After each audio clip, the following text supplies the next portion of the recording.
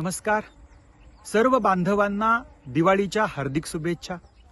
दिवाळी आपला उत्सव आला किंवा कोणताही हिंदूंचा उत्सव आला की तथाकथित अंधश्रद्धा निर्मूलन समितीवाले ढोंगी पर्यावरण प्रेमी किंवा हे बॉलिवूडवाले जागृत होतात आणि हिंदूंना ज्ञान पाजळवत बसतात.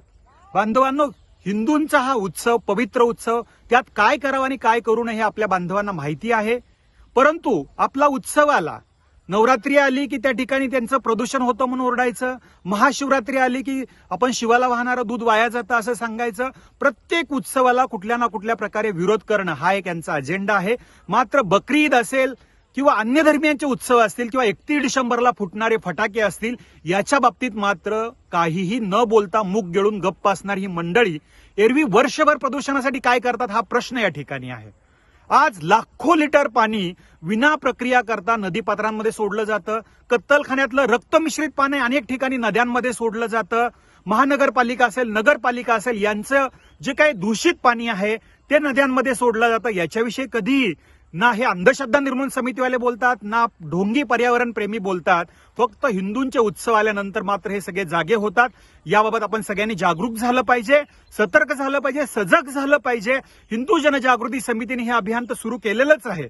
त्याचबरोबर दिवाळी निमित्ताने जे फटाके फोडले जातात, या फटाक्यांवरती सुद्धा राष्ट्रपुरुषांचे किंवा देवी देवतांचे फोटो असतात. लक्ष्मी बॉम्ब हा एक फटाका असतो. अशा फटाक्यांच्या माध्यमातून घरात देवीची आपण पूजा करतो आणि त्याच देवीचं बाहेर फटाक्याच्या माध्यमातून चिंधड्या उडवतो. या सर्व गोष्टी म्हणजे आपल्या देवतांचा अपमान आहे. याविषयी जागृती करण्यासाठी ठिकठिकाणी बैठका घेणं आहे, शासन प्रशासनाला निवेदन देणं आहे, लोकांमध्ये जागृती करण्याचं अभियान हिंदू जनजागृती समितीने सुरू केलेलं आहे. हे आपल्या सर्वांना लक्षात यावं. त्याचबरोबर या ढोंगी पर्यावरण प्रेमींचा अजेंडा जो हिंदू धर्मविरोधी आहे हा लक्षात यावा. यासाठी या सर्व गोष्टी आपण करतो आहोत. लक्षात ठेवा, दिवाळी हा आपला उत्सव आहे, सण आहे. आपण अतिशय या ठिकाणी धर्मशास्त्रानुसार करणं आवश्यक आहे. हेच आवाहन मी आपल्या सर्वांना करतो. नमस्कार.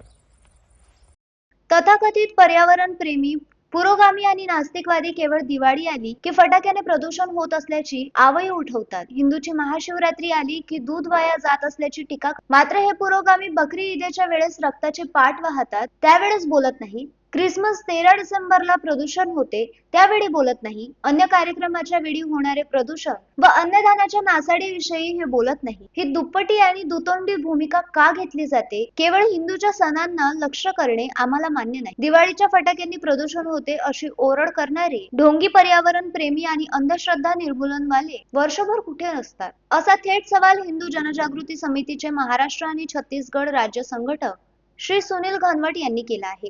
अनेक कत्तलखान्यांच्या माध्यमातून मोठ्या प्रमाणावर रक्त श्रेणीत आणि पाणी सोडले तर त्याविषयी बोलले जात नाही. परंतु हिंदूचे सण आले की जाणीवपूर्वक कृतीत प्रदूषणाची ओरड केली जाते. मागे आवाज फाउंडेशनचे उच्च न्यायालयात दिवाळीतील ध्वनी प्रदूषणाविषयी याचिका दाखल केली होती. मात्र यंदा दिवाळीच्या प्रदूषणानिमित्त आवाज कमी झालेला असल्याने त्याविषयी समाधान व्यक्त केले. परंतु हे आवाज फाउंडेशन असले किंवा काही पुरोगामी स्वयंसेवी संस्था असतील, अन्य धर्मियांच्या उत्सवांच्या काळात हे कुठल्या बिळात जाऊन लपलेले असतात. अंधश्रद्धा निर्मूलन समितीने फटाक्याने होणारे प्रदूषण टाळा असे आवाहन केले आहे.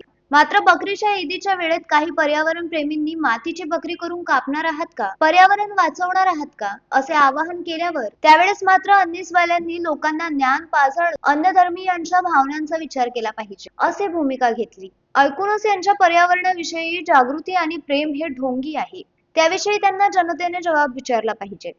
हिंदू जनजागृती समितीने महाराष्ट्रभरात अनेक ठिकाणी फटाक्यांच्या संदर्भातील मोहीम राबविलेली आहे. त्यात श्री लक्ष्मी फटाका, श्री गणेश फटाका, नेताजी फटाका असे देवता राष्ट्रपुरुषांची चित्र असलेली फटाके फोडू नयेत यासाठी जनजागृती केली. पोलीस तसेच दुकानदाराला निवेदन घेऊन आवाहन केले आहे. कित्येक दुकानदारांनी समितीच्या प्रबोधनानंतर फटाके ठेवणे बंद केले. लोकांमध्ये बदल दिसतो आहे.